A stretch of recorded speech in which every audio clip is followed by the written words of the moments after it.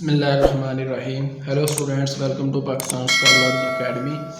आज हम लोग class 10th maths chapter number 1 जिसका नाम है क्वाड्रेटिक इक्वेशन, उसकी एक्सरसाइज 1.2 जो है उसके पार्ट नंबर 4 जो है वहाँ से लेके आगे जो है वो हम सॉल्व करेंगे।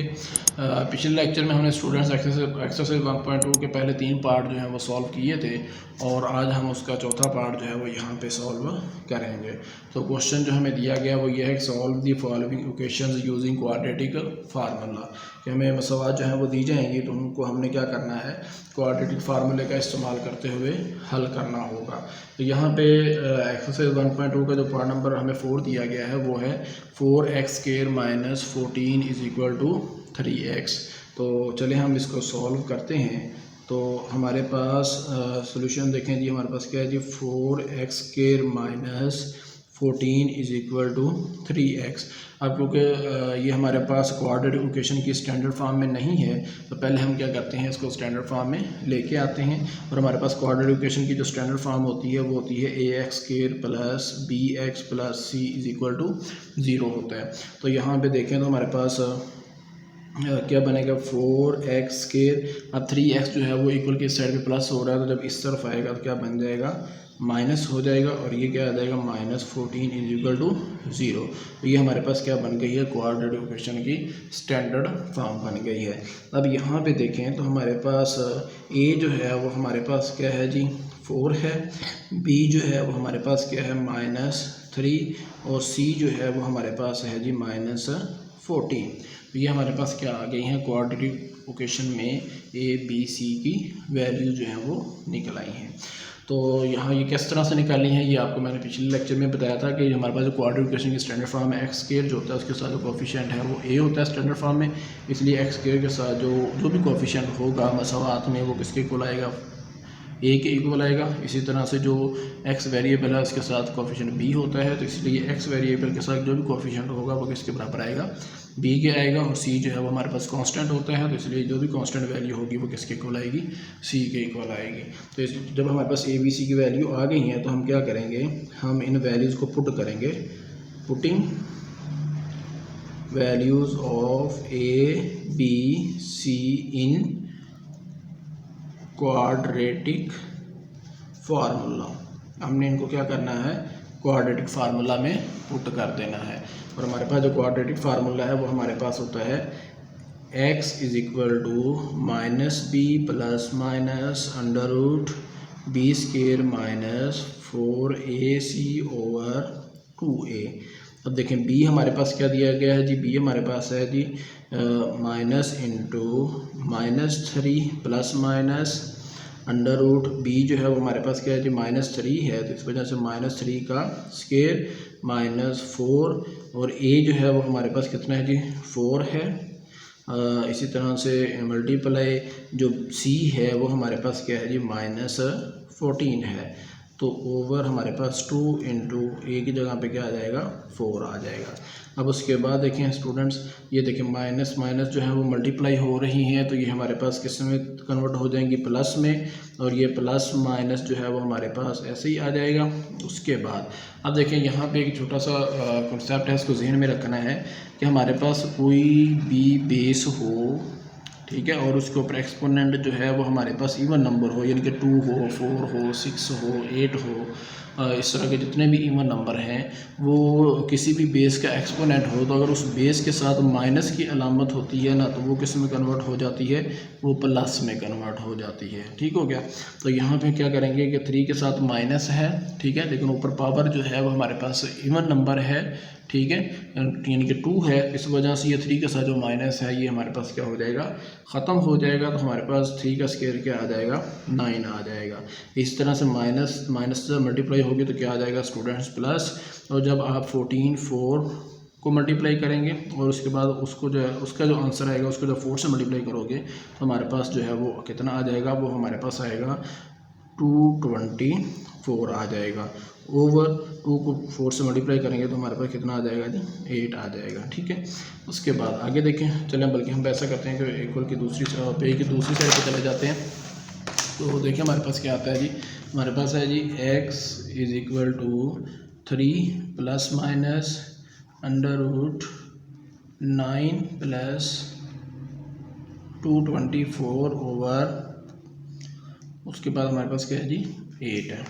उसके बाद x is equal to 3 plus minus 224 जो है वो हमारे पास 9 में ऐड हो रहा है, तो हम इसको क्या करेंगे ऐड कर देंगे, तो हमारे पास क्या आ जाएगा 233 आ जाएगा और ओवर क्या आ जाएगा 8 आ जाएगा।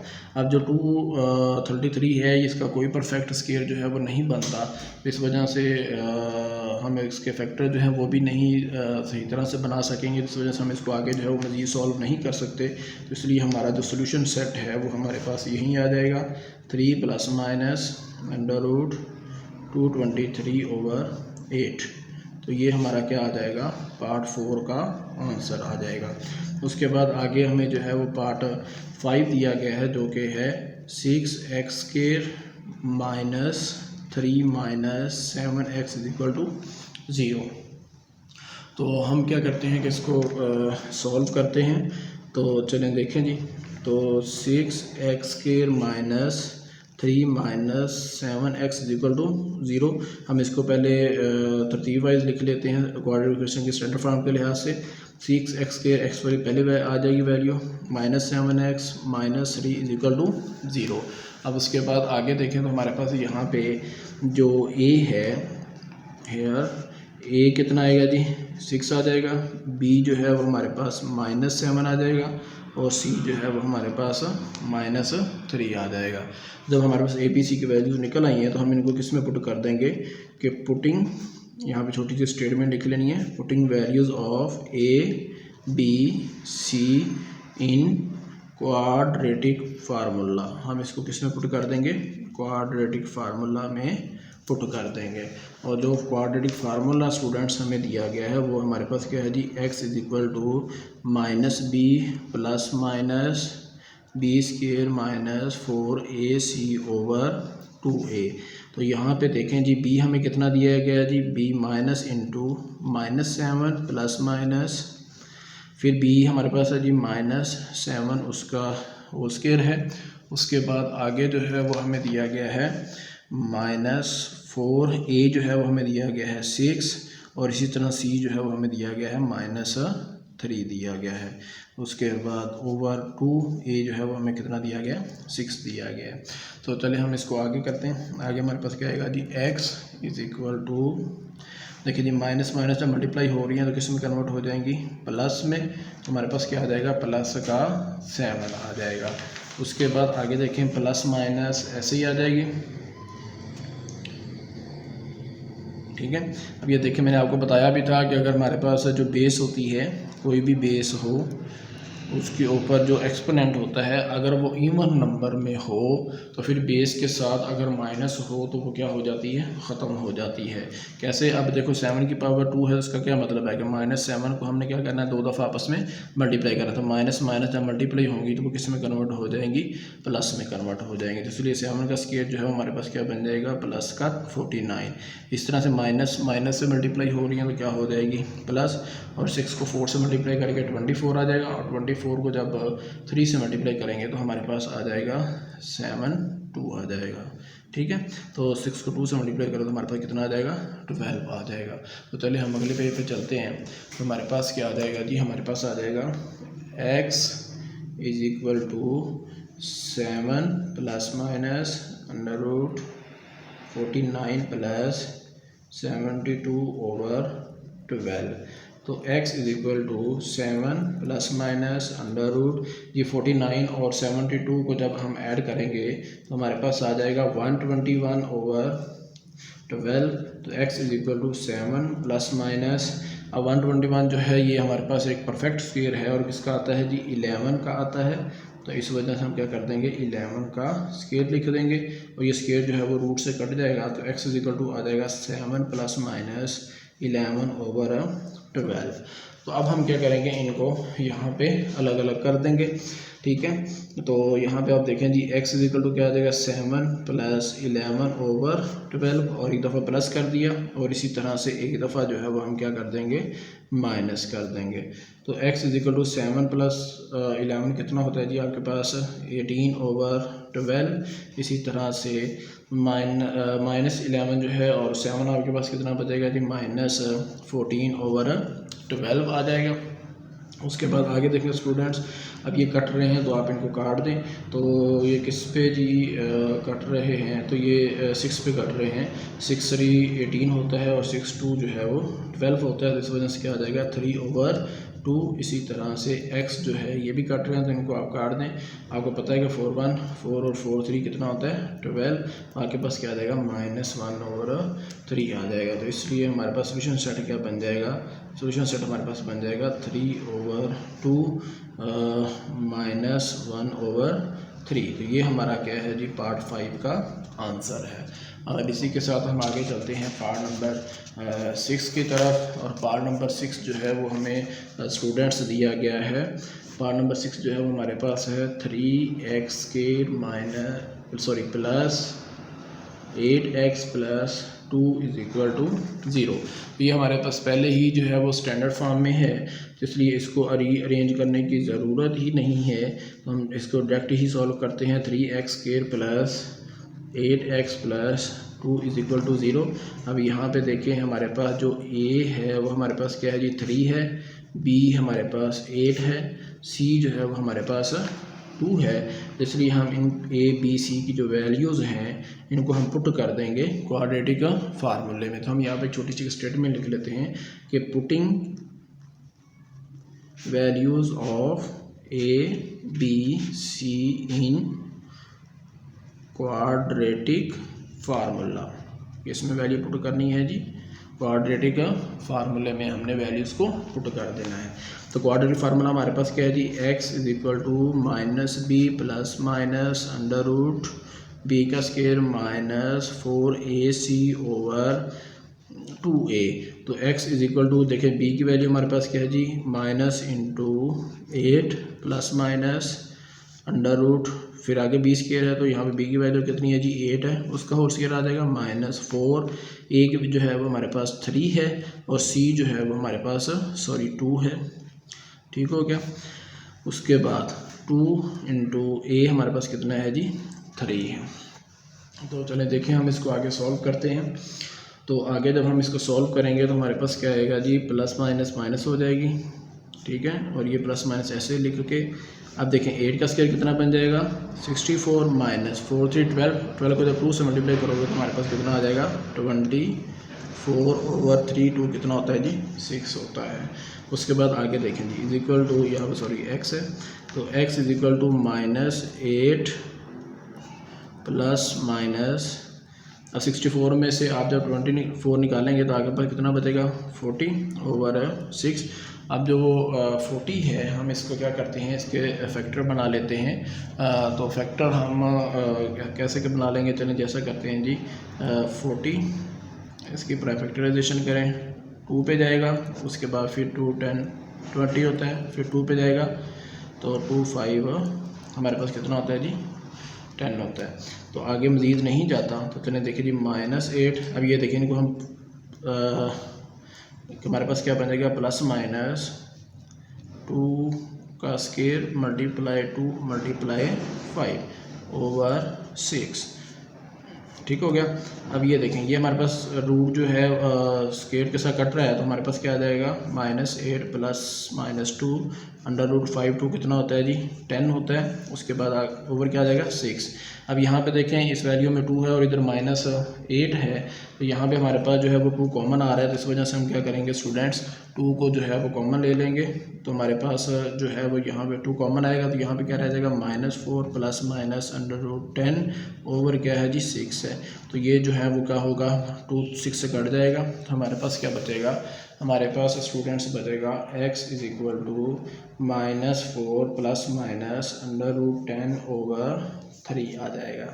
ठीक है, अब ये मज़ीद आगे जो है वो सॉल्व नहीं हो सकता, तो इस वजह से हमारा जो सोल्यूशन सेट है वो यहीं बन जाएगा -4 अंडर रूट 10 ओवर 3 बन जाएगा। तो ये हमारा क्या है जी, पार्ट 6 का आंसर है।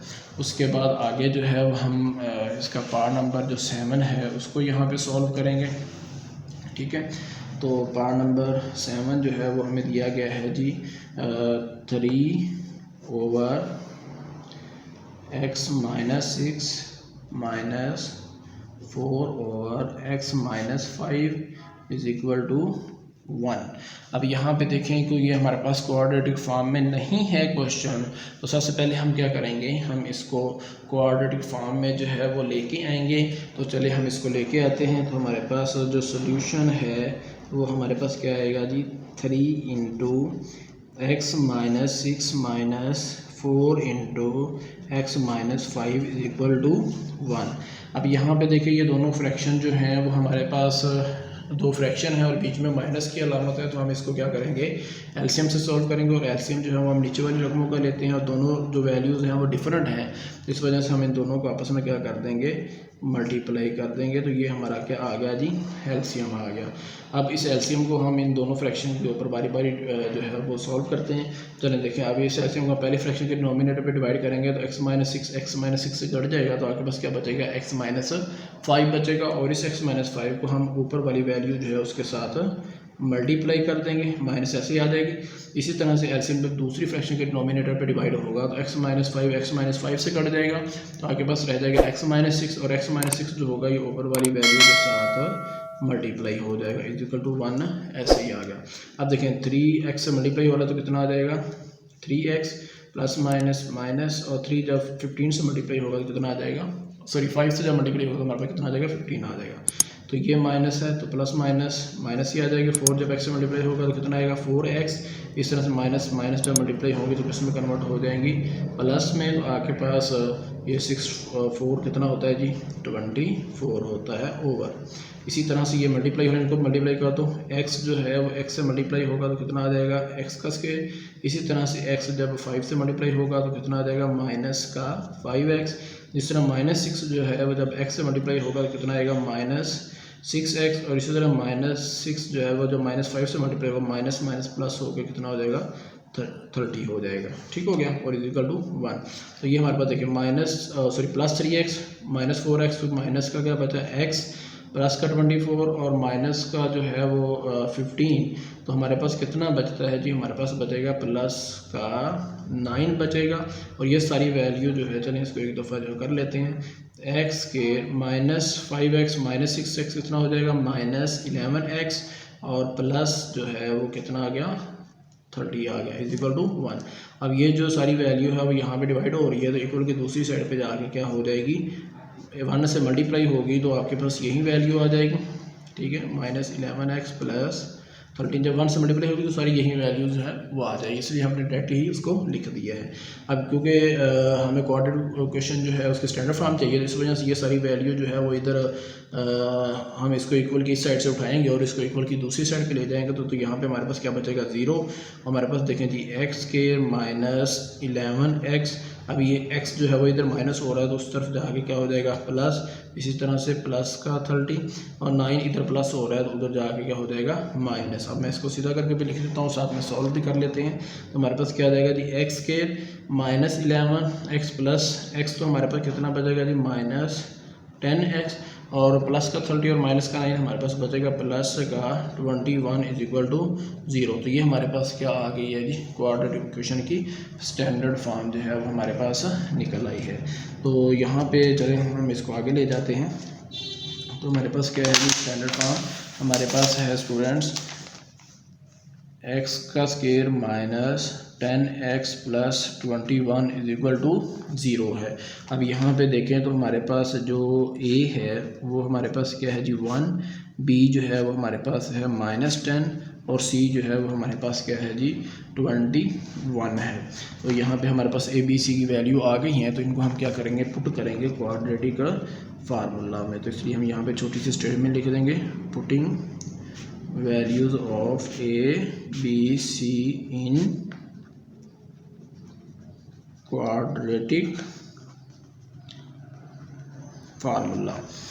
तो हम क्या करेंगे, इनको क्वाड्रेटिक फार्मूला में पुट करते हैं। क्वाड्रेटिक फार्मूला हमारे पास क्या है, x minus is equal to minus b plus minus under root b square minus 4ac over 2a। तो यहाँ पे देखें जी, हमारे पास जो b है उसकी वैल्यू क्या है जी, माइनस इंटू माइनस 10 है plus minus under root b का स्केयर है तो b की वैल्यू माइनस 10, इसका होल स्केयर आ जाएगा माइनस 4a की वैल्यू 1 है और c जो है वो हमारे पास है जी 21 है। ठीक हो गया। उसके बाद ओवर 2a की जगह पे 1 आ जाएगा। x इज इक्वल टू, देखिए माइनस माइनस जब मल्टीप्लाई हो रही है तो क्या हो जाएगा स्टूडेंट्स, प्लस हो जाएगी, प्लस माइनस अंडर रूट। अब देखिए 10 का स्केयर है, इवन नंबर है तो इसलिए 10 के साथ जो माइनस है वो ख़त्म हो जाएगी। तो 10 का स्केयर आप जब लेंगे तो आपके पास कितना आ जाएगा जी, 100 आ जाएगा। तो ये माइनस 21 को जब 4 से मल्टीप्लाई करोगे तो आपके पास आ जाएगा जी 84 आ जाएगा। ओवर 2 को जब 1 से मल्टीप्लाई किया जाएगा तो 2 ही आ जाएगा। उसके बाद आगे देखें स्टूडेंट्स, हमारे पास क्या है जी 10 प्लस माइनस जी 100 को जब आप 84 जो 100 है उसमें से जब 84 को माइनस करेंगे तो हमारे पास कितना बच जाएगा, 16 ओवर 2 बच जाएगा। उसके बाद हमारे पास 16 का परफेक्ट स्केयर जो है वो हमारे पास स्टूडेंट्स क्या बनता है, 4 का स्केयर बनेगा ओवर 2। ये परफेक्ट स्केयर जो है वो रूट से कट जाएगा तो हमारे पास क्या आ जाएगा, 10 प्लस 4 ओवर 2 बन जाएगा, सॉरी प्लस माइनस है। तो अब हम इसको क्या करेंगे, अलग अलग कर लेंगे और अलग अलग करके हम सॉल्व कर लेंगे। तो x इज इक्वल टू क्या आ जाएगा, 10 प्लस 4 ओवर 2। इसी तरह से x is equal to 10 minus 4 over 2। तो जब आप इसको ऐड करेंगे तो हमारे पास 10 प्लस 4 कितना हो जाएगा, 14 ओवर 2। इसी तरह से 10 माइनस 4 करेंगे तो 6 ओवर 2 आ जाएगा। अब ये दोनों हमारे पास कट रहे हैं, 2 1 2 2 7 जो है वो 14 होता है तो x इज इक्वल टू क्या आ गया, 7। इस तरह से ये भी कट रहा है, 2 3 6 होता है तो हमारे पास क्या आ जाएगा, 3 आ जाएगा। ये हमारे पास हमारा क्या बन गया, सोल्यूशन सेट बन गया, जो कि हमारे पास क्या है जी 3,7। तो ये हमारे पास क्या है जी पार्ट 7 का आंसर है। तो ये था हमारे पास एक्सरसाइज 1.2 के स्टूडेंट्स, हमने आज 4 पार्ट जो हैं वो सॉल्व किए हैं। आप इंशाल्लाह नेक्स्ट लेक्चर में हम अगले जो 3 पार्ट हैं वो सॉल्व करेंगे। उस वक्त तक के लिए अल्लाह हाफिज़। पाकिस्तान जिंदाबाद।